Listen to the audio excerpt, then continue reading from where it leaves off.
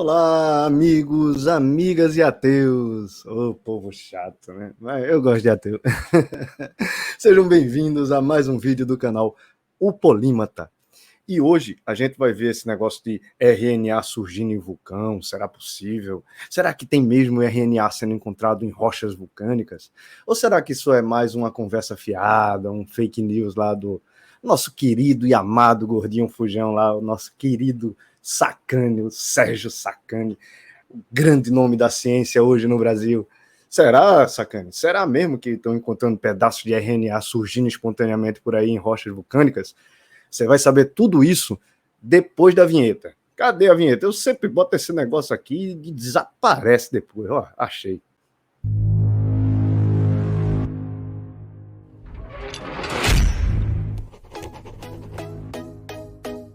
Vamos lá. A primeira coisa que a gente tem que prestar atenção é aquilo que eu já estava apontando para vocês. A temperatura do que ele está falando é muito acima do passível para acontecer um tipo de reação química que gere qualquer tipo de molécula orgânica.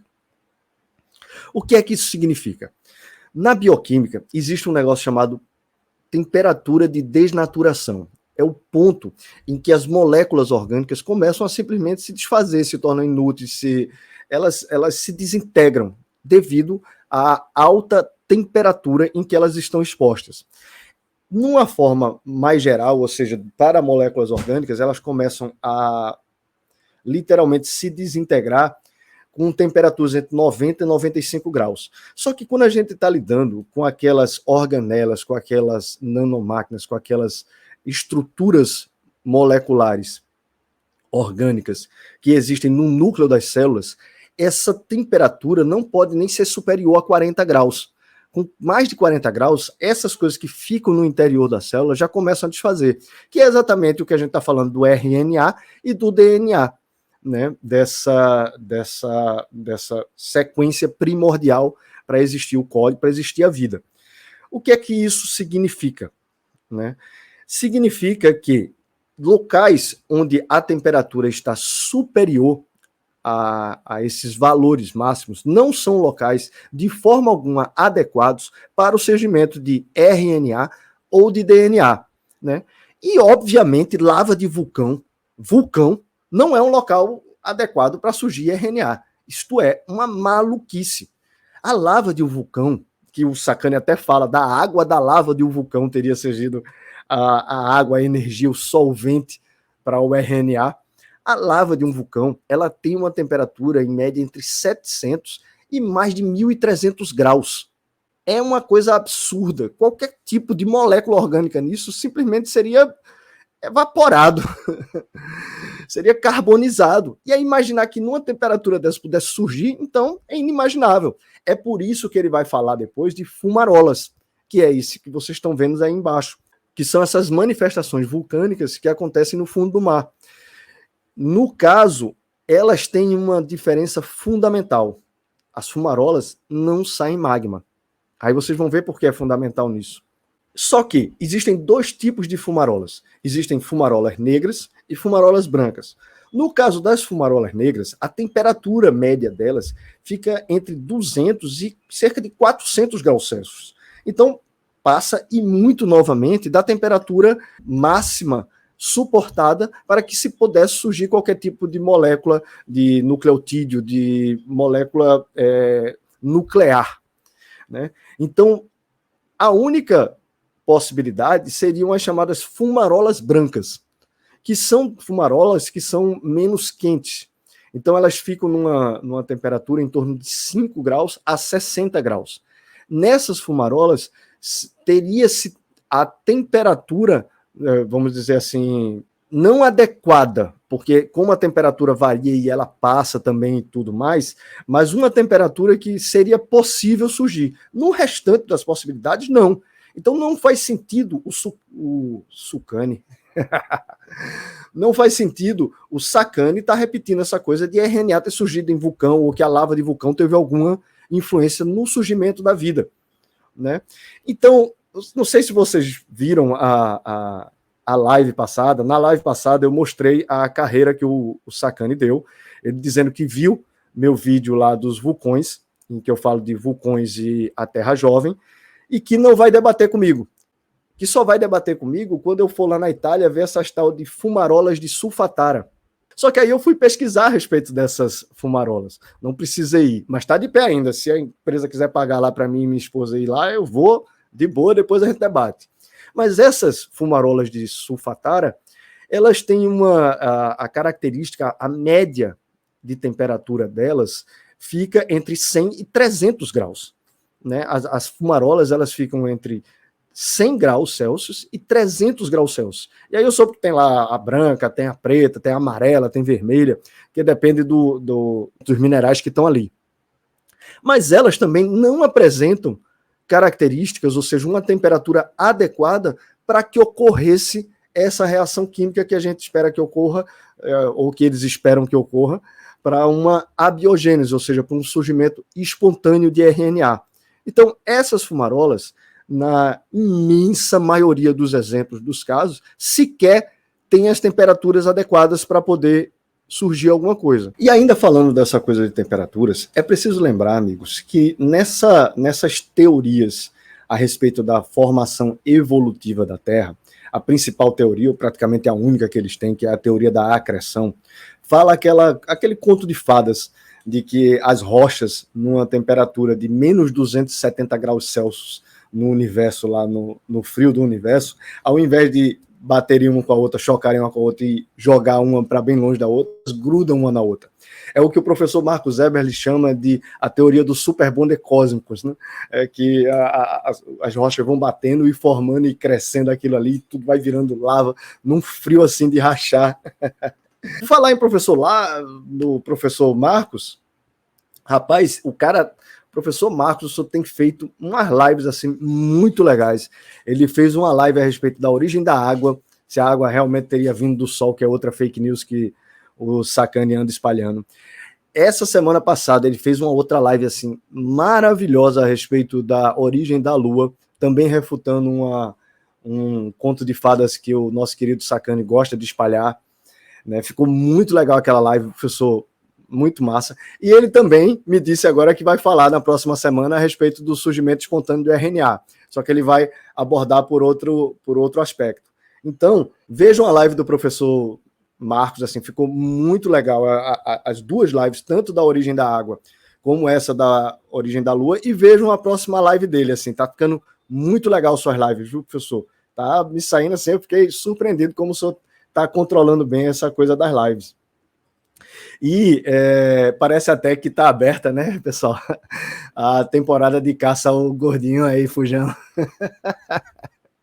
Tá aberta a temporada de caça ao Sacani, porque eu batendo, o professor Marcos batendo, o Douglas lá do Inteligentista fez um vídeo sensacional lá dos vulcões que eu já falei para vocês, eu super recomendo de vocês verem, vou reagir na próxima live.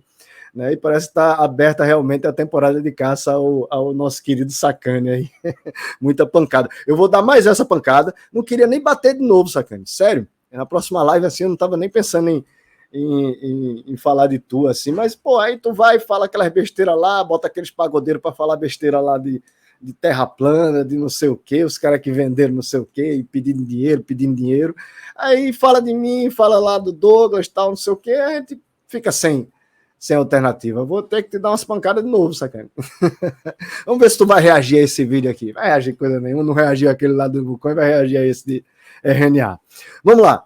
Aí é o seguinte, nesse negócio de temperatura, tem uma época, né, uma era, o início da Terra, segundo a teoria da acreção, era o que a gente chama de período adiano. Adiano de vir de Hades mesmo, lá do grego, do chefão lá do mundo inferior, do inferno no mundo grego, que se vocês forem estudar, na maioria dos locais onde fala do período adiano, descreve esse período adiano como sendo o quê?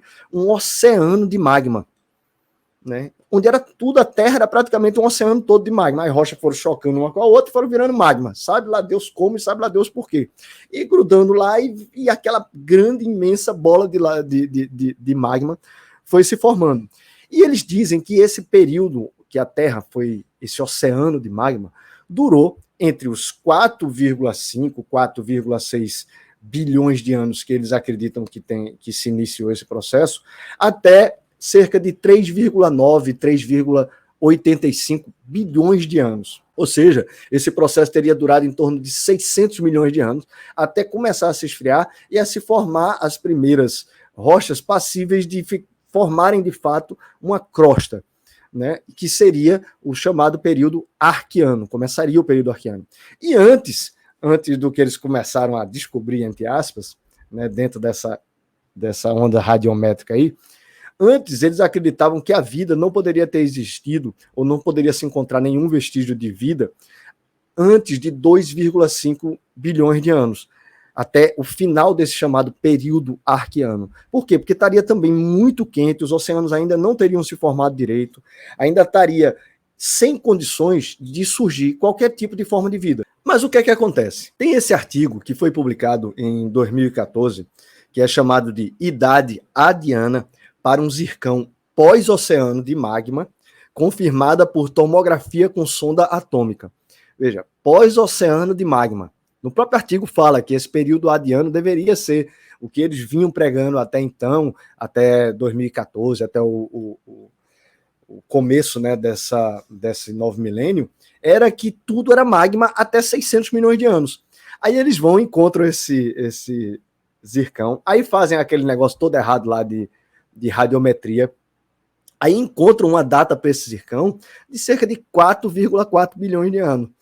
Ou seja, que esse zircão, que já existiria crosta, que já existiria terra firme, e já existiria inclusive água, porque eles dizem que esse zircão para se formar teria que já haver água, cerca de 150 milhões de anos depois que esse oceano de magma começou a se formar. Entendeu? Metade do que eles acreditavam antes. Metade do que eles acreditavam antes para começar o período arquiano. Eles já interromperam o adiano no meio dele e já tem crosta e já tem água suficiente para formar esse zircão. E por existir água, os próprios autores já começaram a especular a possibilidade de já existir vida. Aí eles mesmos dizem, né, que podem ter surgido vida por volta de 100 mil anos depois. Já pensou? Na época, esse é o principal autor, né, do estudo, ele encontrou esse pedaço de zircão aí e ele deu uma das declarações assim que eu achei assim muito simbólicas, muito demonstrativas de como está a cabeça cientificista desses cientistas e que tem espaço e que tem voz. Veja o que diz esse John Valley da Universidade de Wisconsin. Ele diz assim, a respeito desse zircão que foi encontrado. O cara encontrou um zircão, esse pequeno assim, o negócio tem entre 200 e 400 micrômetros de tamanho. E a partir disso, da radiometria que teria dado 4,4 bilhões de anos, o cara já especulou o seguinte, vê a declaração do cara. Nós não temos nenhuma evidência de que a vida já existia nessa época. Também não temos nenhuma evidência de que ela não existia. Uai, como assim? Não tem evidência de que ela existia e no meio daquela lava, daquele mar de lava, daquele oceano de lava, daquele oceano de magma, não tem evidência de que ela não existia? Ora, o que mais tem evidência de que ela não existia? Mas aí ele ainda completa. Mas não há nenhuma razão pela qual a vida não poderia ter existido na Terra há 4,3 bilhões de anos. Como assim, meu amigo? O negócio era lava, lava para tudo quanto é lado, oceano de lavas, teria começado a se formar as primeiras crostas, isso já reduzindo bastante essa era adiana. E não há nenhum tipo de impeditivo, não há nada que impeça que a vida possa surgir, há muita coisa que impeça que a vida pode surgir nessas condições. E vocês vão ver. Só que isso foi em 2014 desse cara. O que aconteceu 8 anos depois? Não deu outra, né? Uns caras foram lá para o Canadá e encontraram o quê? Supostamente vida na Terra. Então percebam, dentro da própria teoria que o Sacani está apresentando, que esses autores estão apresentando nesses artigos, o que acontece? No lugar de a Terra ser um oceano de lava como esse que vocês estão vendo aí, numa temperatura absurda, na verdade a Terra desde o seu início, ou seja, há 100, 150 milhões de anos depois da chamada acreção, a Terra já tinha a crosta, ou seja, já tinha terra firme, já tinha água já estava com oceanos e já tinha a temperatura que seria possível existir vida de qualquer forma, nem surgir vida espontaneamente, mas existir vida, ou seja, uma temperatura suficientemente capaz de suportar a vida. Isso não faz sentido. E vejam que a água, em nenhum momento dessas teorias, é explicada a origem dela. Vai ter até como eu falei para vocês, o professor Marcos fez uma live legal. Eu quero fazer um vídeo a respeito da origem da água, bem detalhado, que dure bastante, que vai pegando uma série dessas teorias.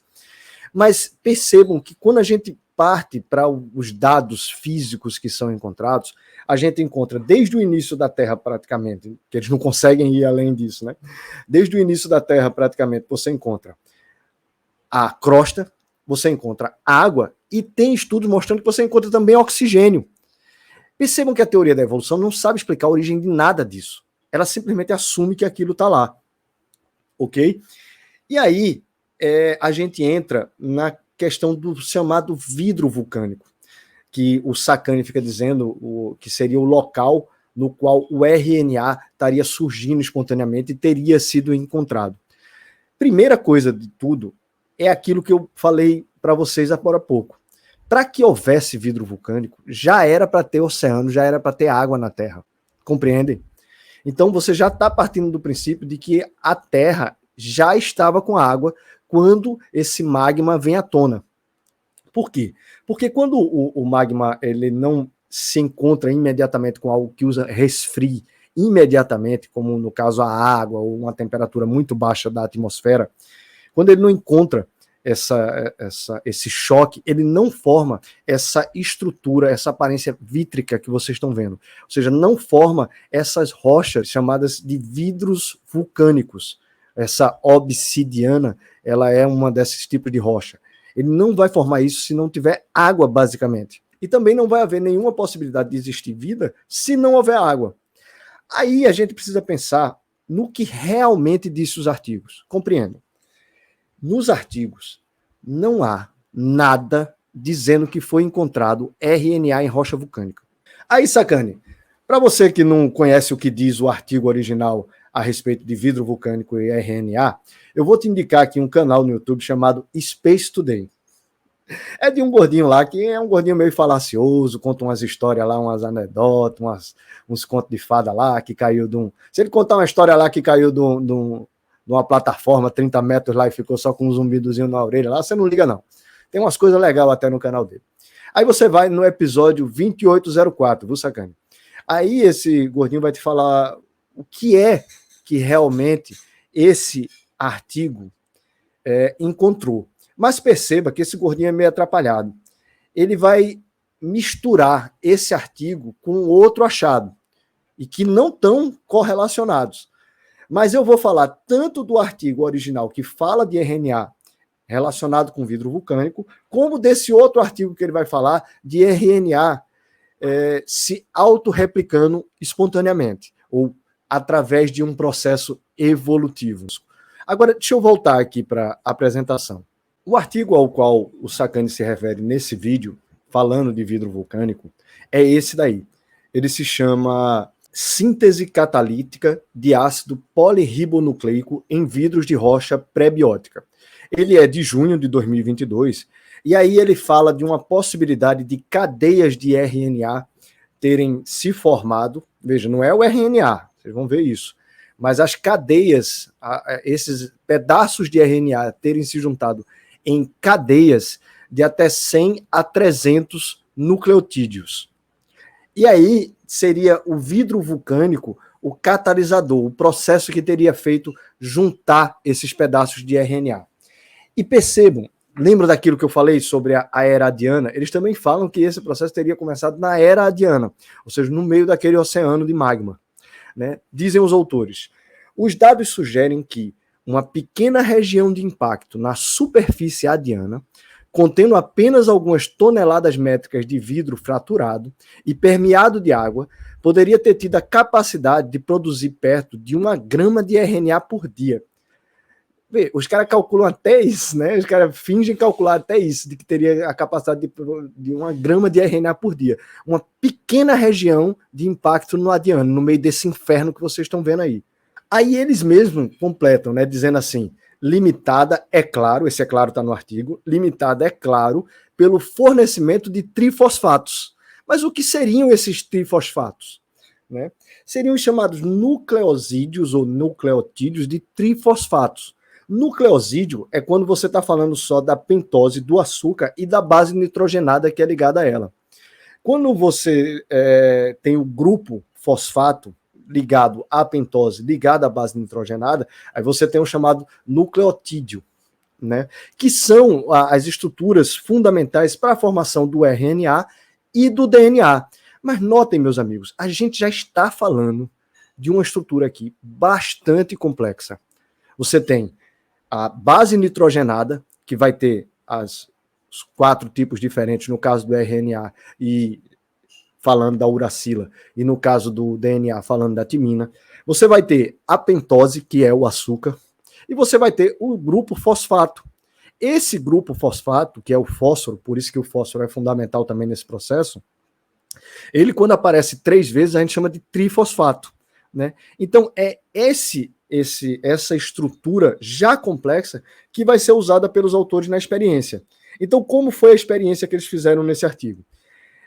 Segundo dizem os autores, esse Stephen Moses enviou amostras de 5 vidros basálticos diferentes para a Fundação para a Evolução Molecular Aplicada, que é uma entidade que tem para falar de evolucionismo lá na Flórida, nos Estados Unidos. Lá, Elisa Biondi, que é uma das autoras desse artigo, e os colegas dela transformaram cada amostra desse vidro basáltico em um pó bem fino. Prestem atenção nisso. Transformaram em um pó bem fino, esterilizaram esse pó, isso também é bem importante de se prestar atenção nisso, e misturaram esse pó com uma solução de quê? Desse trifosfato, né? Ou seja, desse nucleosídeo, dessa estrutura já biológica desses pedacinhos de RNA.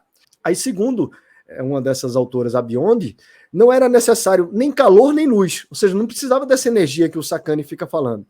Tudo o que tivemos que fazer foi esperar. Eles misturaram lá o nucleosídeo trifosfato, misturaram lá o vidro vulcânico num pó bem fininho, depois de esterilizado, e segundo eles, pronto, estava feita lá a cadeia de RNA.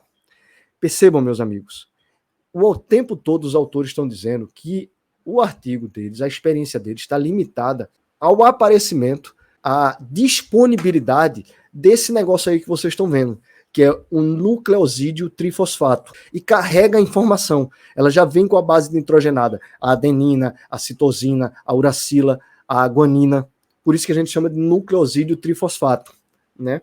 E aí o que é que os autores dizem? Eles pegaram cada uma dessas amostras, inclusive com cada um desses bases nitrogenadas diferentes, colocaram dentro de uma solução, de um vidro, incubaram na temperatura certa, no pH correto, para poder as reações acontecerem durante 20 horas.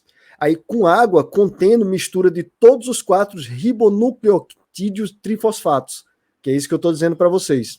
Aí eles misturaram tudo, sacudiram lá tal e tudo mais, e depois viram cadeias formadas. Só que essas cadeias vocês vão ver que tem um detalhe. Vou mostrar mais para frente. Mas percebam que em nenhum momento do artigo é explicado de onde é que vem esse nucleosídeo trifosfato. Né? Diz os autores dos artigos. Não existem interesses competitivos concorrentes. O que é que ele está falando aí? Que não é pressão natural, não é seleção natural, não é pressão da seleção natural que está fazendo qualquer tipo de reação. Porque não existe isso numa terra pré-biótica. Né? Não existe competição por recursos. Assim, a relevância pré-biótica deste resultado depende muito da presença de nucleosídeos trifosfatos, ou seja, dessa estrutura complexa já existir lá, nos campos de impacto do adiano. Já existe lá e já existe lá naqueles campos de impacto onde ficou aquela poça de água, onde a temperatura não estaria tão elevada. Se os trifosfatos estivessem disponíveis, os vidros de rocha ígnea na superfície da Terra adiana poderiam fornecer uma peça que faltava no quebra-cabeça do mundo RNA. Prestem atenção, meus amigos. O que esses autores desses artigos estão propondo não é explicar de onde é que veio o RNA. Nem estão dizendo que o RNA surgiu em vidro vulcânico espontaneamente. O que eles estão propondo é que a química existente no vidro vulcânico seria possível de juntar esses pequenos pedaços de RNA, desde que esses pequenos pedaços de RNA, o nucleosídeo trifosfato, estivessem disponíveis. Aí ela teria o efeito catalítico de juntar cada um desses pedaços. Compreendem isso? E aí o que é que acontece? O artigo foi publicado, na época teve todo um frenesi a respeito dessa possibilidade do vidro vulcânico ser a resposta para cadeias longas de RNA. Só que ele começou também a ser contestado. Inclusive, autores começaram a tentar reproduzir, não conseguiram e tudo mais. Tem um artigo, um artigo notícia, que é tipo uma coluna, né, um comunicado da Science falando desse artigo da Nature, de que as cadeias longas de RNA poderiam ter se formado em vidro vulcânico, chamado A Rocha Vulcânica Negra Ajudou a Desencadear o Início da Vida. Ele é de um correspondente chamado Robert Service, né? E ele vai falar que o resultado daquela experiência anterior, que a gente vem falando aqui, dividiu os principais pesquisadores da origem da vida. Aí ele mostra, por exemplo, pesquisadores como esse Thomas Carrel, que é químico da Universidade de Munique, dizendo assim: esta parece ser uma história maravilhosa, que finalmente explica como os nucleosídeos trifosfatos reagem entre si para formar cadeias de RNA. Será que explica? Por que é que ele foi contestado? Esse cara, por exemplo, o Jack Szostak, ele até se empolgou no início tem até declarações dele empolgado com essa descoberta de que o vidro vulcânico poderia auxiliar nesse processo. Só que ele foi tentar ter acesso ao que foi gerado, às verdadeiras, o que seriam essas cadeias realmente, e ele não conseguiu ter acesso a essas cadeias, não conseguiu reproduzir, e também não conseguiu, dos autores do outro artigo, acesso a essas cadeias de RNA para ver que tipo de RNA é esse.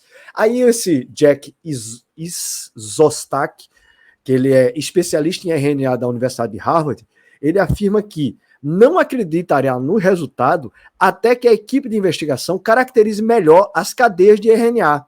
Vejam, essa notícia desse artigo foi publicada 2 anos depois da publicação do artigo. E os caras ainda não tinham caracterizado o que era essa cadeia de RNA que eles formaram. Né? O próprio Szostak, ele vai falar que o problema maior é o formato dessas cadeias, porque elas não são lineares, diz o Szostak, né? Que, segundo ele, as células modernas, elas têm um conjunto de enzimas que elas garantem que a maioria dos RNAs, praticamente todo, eles cresçam numa cadeia linear, que é aquela fitazinha de RNA que a gente vê. E nesse estudo com vidro vulcânico, o que se viu foi uma maçaroca de coisa. Uma série de RNAs embolados com pequenas sequências mais alongadas. Né? O Szostak vai falar, inclusive, que ele quer que os pesquisadores relatem que tipo de RNA é esse que foi formado a partir desses vidros basálticos. Né? Que certamente, e isso foi dito até pelos autores, não é nenhum tipo de RNA funcional, ou seja, que contenha informação que possa realmente ser utilizada. Isso não aconteceu. Né? O Szostak vai concluir, inclusive, que ele diz essa frase que eu acho bem simbólica a respeito desse estudo, que o Sakane está fazendo com esse estudo, né? Ele diz assim, o Szostak: acho muito frustrante que os autores tenham feito uma descoberta inicial interessante, mas depois tenham decidido seguir o hype em vez da ciência, ou seja, o hype de notícias, o hype de notícias equivocadas sobre o que eles realmente encontraram. Por exemplo, tem essa notícia aí que vocês encontram, que é a formação espontânea de RNA em vidro vulcânico pode explicar as origens da vida. É o que o Sakane está fazendo. O Sakane pegou esse estudo e começou a querer explicar a origem da vida a partir dele, sabe, dizendo que RNA foi encontrado em vidro vulcânico, o que é absurdo, não tem nada disso no artigo. Não tem nada disso do artigo. A própria autora, uma das autoras principais, eu acho que é a autora principal, essa Elisa Biondi, ela admite que o experimento que a equipe dela fez é quase certamente capaz de só produzir apenas pequenas quantidades de ramificações de RNA. Por quê? Porque vira essa pequena maçaroca e não vai muito além disso não. Né? E nada funcional vai sair daí.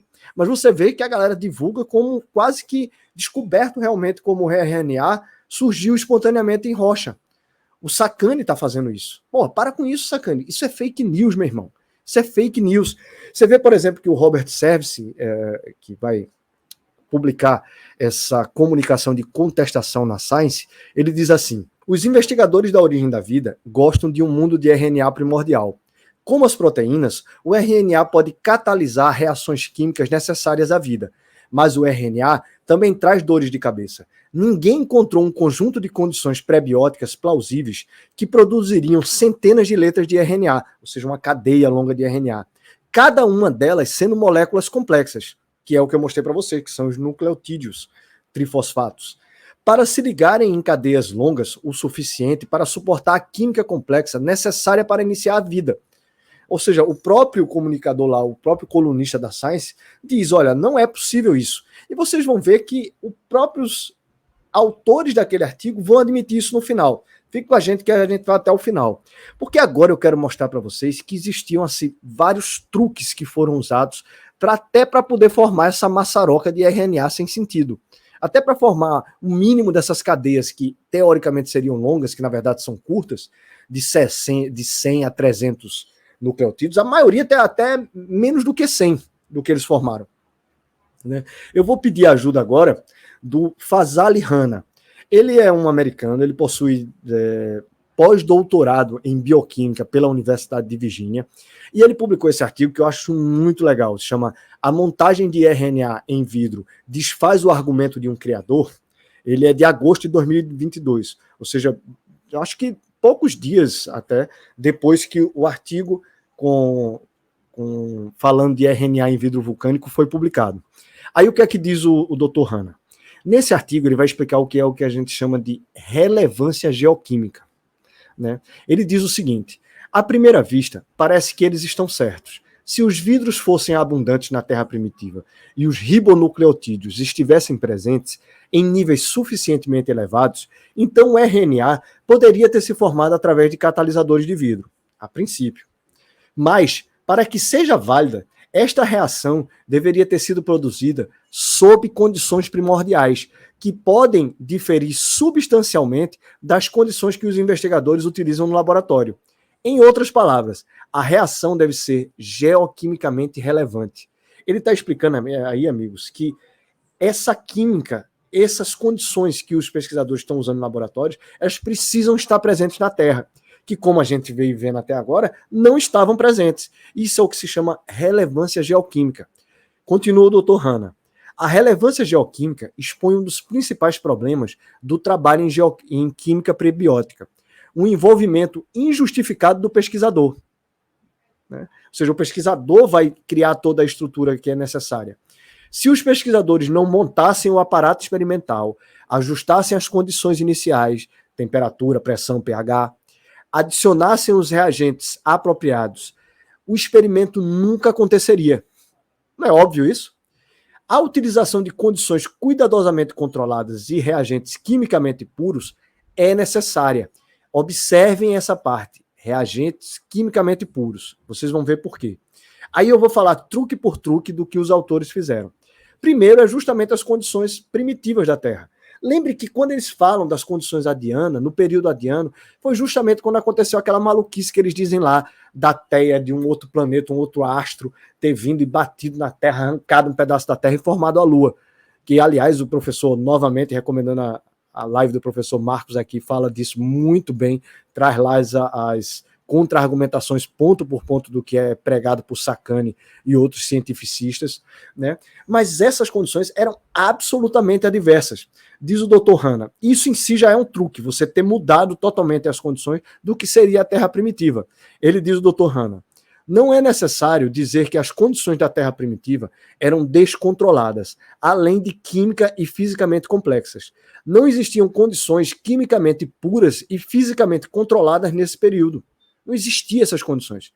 É raro que os estudos de simulação prebiótica levem totalmente em conta as condições reais da Terra primitiva no desenho experimental. Ou seja, eu, pelo menos, também nunca vi. E aí é interessante porque o Dr. Hanna vai revelando uma série de coisas, e ao revelar essa série de coisas, assim, eu vou vendo como os caras usam uma série de truques para poder conseguir o objetivo de tentar mostrar algum tipo de possibilidade da vida surgir espontaneamente. Não é que mostra coisa nenhuma, não. Que mostra algum tipo de possibilidade. É teórico, é hipotético. Aí tem o segundo truque. Esse é um dos principais truques que os caras utilizaram. Lembra que eu falei para vocês que lá eles mesmos admitiam que eles transformaram o vidro vulcânico em um pó bem fino, né? O Dr. Hanna vai dizer o seguinte: os pesquisadores usaram vidros em pó como catalisadores. No entanto, na Terra primitiva, os vidros existiam como pedaços grandes e não como pós. Né? A pulverização dos vidros aumenta drasticamente as suas áreas de superfície, o que melhora o seu desempenho como catalisadores. Ou seja, se a reação estivesse acontecendo na superfície de uma rocha como essa, ou de pequenos pedaços como esse, ela teria um acesso muito pequeno aos elementos químicos que poderiam auxiliar na catalisação, no processo de catalisação, para formar as linhas de RNA. O acesso dela seria muito pequeno. Na hora que transforma num pó, isso se espalha, aumenta esse contato, você consegue fazer essa ligação. Mas se fosse a rocha mesmo, só a rocha em cima, isso não conseguiria. Né? O Hanna vai dizer assim: este ato introduz uma artificialidade no desenho experimental que favorece a química realizada em laboratório e prejudica a sua relevância para as condições primordiais. Por quê? Porque ninguém foi lá e transformou em pó, né, para poder surgir o RNA lá nas condições na época primordial. E aí vem o terceiro truque, meus amigos. Os pesquisadores utilizaram água destilada. Veja, existe uma diferença entre água mineral e água destilada. O nome já está dizendo. A água mineral, ela carrega consigo minérios. Ela é pura, a gente pode beber ela, mas ela carrega com ela pequenos minérios, né, que inclusive são importantes até para o nosso equilíbrio interno do corpo. No caso da água destilada, ela não carrega nada, é uma água totalmente pura, né? E eles precisam utilizar isso no laboratório. Vejam o que diz o Dr. Hanna. Os pesquisadores utilizaram água destilada como solvente da reação, em vez de água com alta concentração de diversidade de sais, o que seria característico de ambientes aquosos primordiais. Vejam, meus amigos, você não encontra na natureza água destilada. Existe uma possibilidade de ser encontrada em nuvens, mas aqui no solo, na Terra, não tem como. Ela está sempre com minerais. Então, a água que eles deveriam utilizar na experiência seria uma água com sais minerais. Mas por que eles não fazem isso? O próprio Dr. Hanna explica. Ele diz o seguinte: outros pesquisadores que estudaram o uso de argilas como agentes catalíticos para a montagem de RNAs a partir de ribonucleotídeos aprenderam que essas reações requerem água destilada como solvente. A adição de sais ao solvente interfere nas reações de polimerização do RNA. Ou seja, se tem sais naquela água que está sendo utilizada para haver a reação com os vidros vulcânicos, isso já não aconteceria. As reações de formação de cadeias lineares de RNA não aconteceria. E onde é que na Terra primordial, ou seja, mesmo na Terra hoje em dia, ele vai encontrar água destilada, absolutamente livre de sais minerais? Isso é impossível. Isso é impossível. Isso é um impeditivo absolutamente intransponível.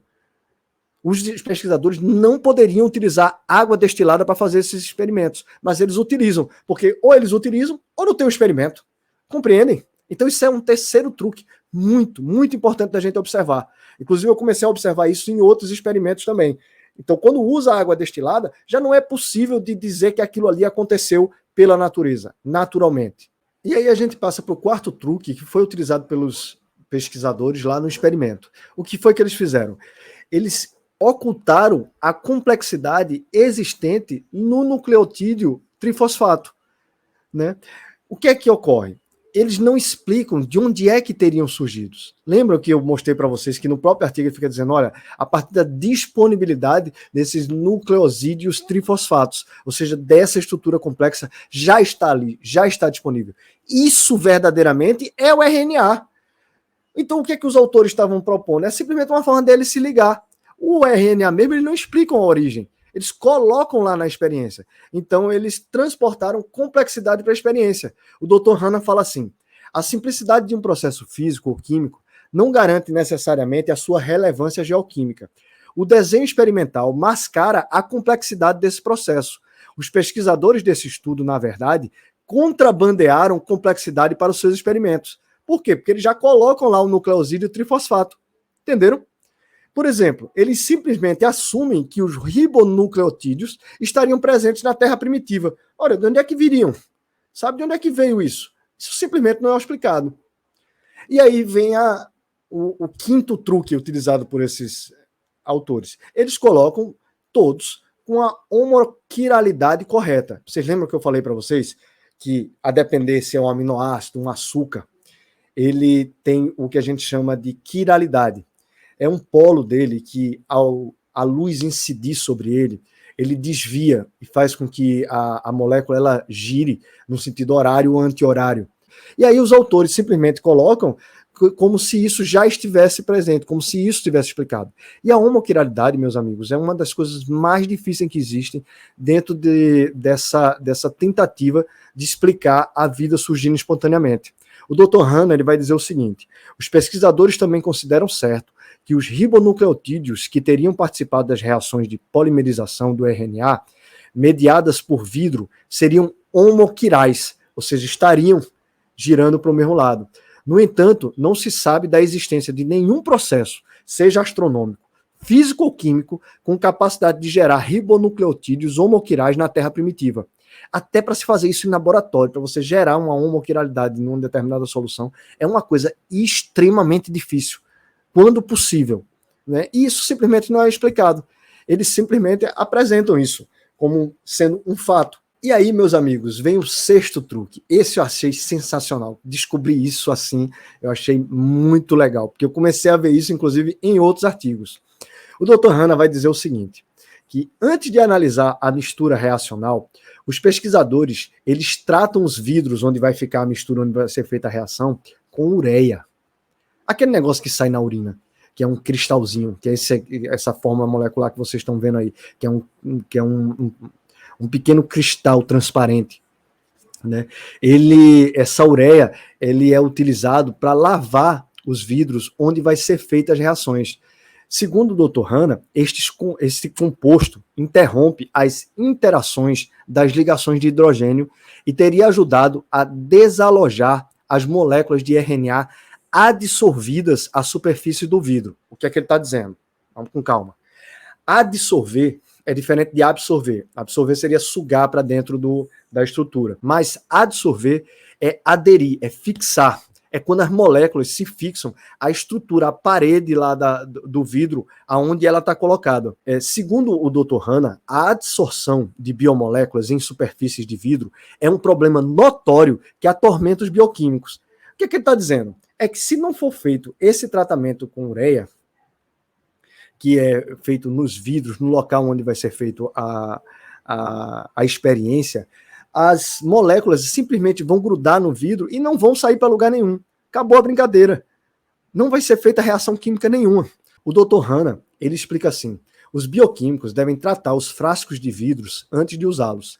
Esses tratamentos envolvem o revestimento das superfícies dos produtos de vidro para evitar que as biomoléculas dissolvidas na solução sejam adsorvidas pelo vidro, ou seja, grudem no vidro. Uma vez adsorvidas, geralmente é bastante complicado, se não impossível, dissolver, ou seja, liberar as biomoléculas.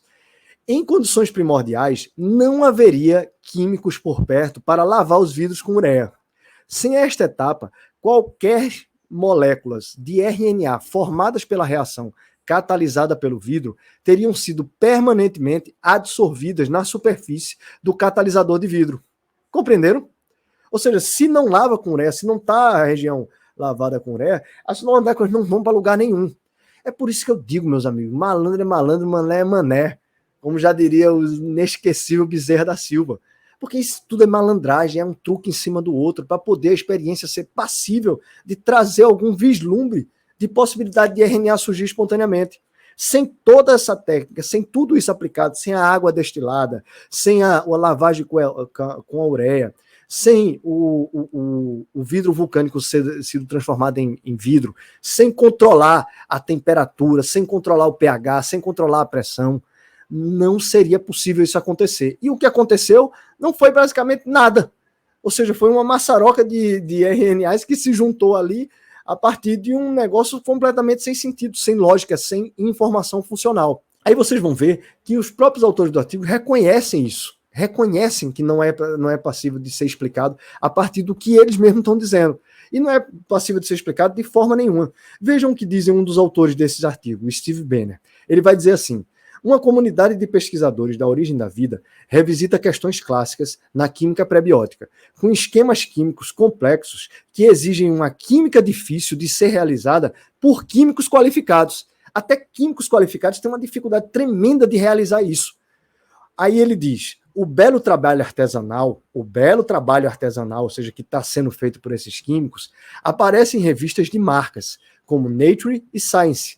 No entanto, precisamente devido à complexidade desta química, não é possível explicar como a vida realmente se originou na Terra. Veja, isso é um dos próprios autores desse artigo reconhecendo isso. E aí você vê o Sacani depois espalhando essa fake news de que apareceu, de que tem vulcão, de que já foi encontrado RNA em vidro vulcânico. Uma conversa fiada absurda, sabe? Que contraria as próprias falas e o que foi encontrado no artigo e as próprias falas dos autores desse artigo. Né? Então quem é que está espalhando fake news?